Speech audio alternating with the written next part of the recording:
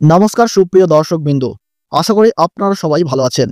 আজকের এই বিশেষ প্রতিবেদনে আমরা আলোচনা করব বাংলার বাজারে হঠাৎ করে আলুর দাম লাফিয়ে বেড়ে যাওয়ার আসল কারণ এবং এর ভবিষ্যৎ প্রভাব। তো চলুন শুরু করা যাক। গত কয়েক সপ্তাহ ধরে রাজ্যের বিভিন্ন বাজারে আলুর দাম হঠাৎ করেই বেড়ে গেছে। পাইকারি বাজারে প্রতি বস্তায় কোথাও 100 টাকা থেকে 150 টাকা পর্যন্ত দাম বৃদ্ধি লক্ষ্য করা যাচ্ছে।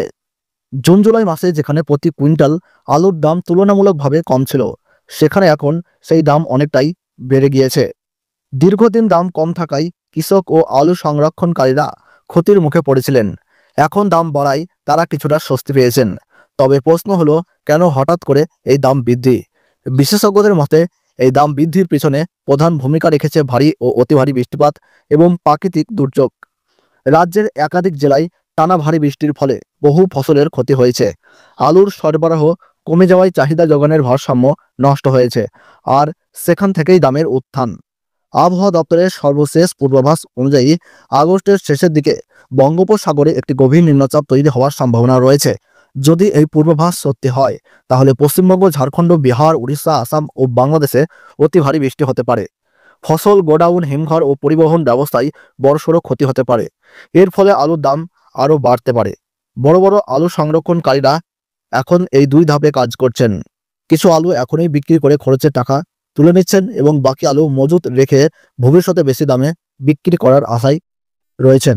কারণ যদি সরবরাহ আরও কমে যায়, তাহলে আগামী কয়েক মাস ধরে আরও দাম বাড়বে। তবে এখানে ঝুঁকিও রয়েছে। যদি হঠাৎ সরবরাহ স্বাভাবিক হয় বা সরকার হস্তক্ষেপ করে, দাম পড়েও যেতে পারে। বাজার করার সময় খুঁজে দেখুন কোন দোকানে কম দামে ভালো মানের আলু পাওয়া যাচ্ছে। একেবারে বেশি না কিনে অল্প অল্প করে কয়েকদিন অন্তর কিনুন। দাম ওঠা নেওয়ার সুবিধা নিতে পারবেন এবং বাজারে খবর রাখুন। আলুর দাম বৃদ্ধির পেছনে রয়েছে একাধিক কারণ: বৃষ্টি, ফসলের ক্ষতি, কম সরবরাহ, প্রাকৃতিক দুর্যোগ ও ব্যবসায়ীদের কৌশল।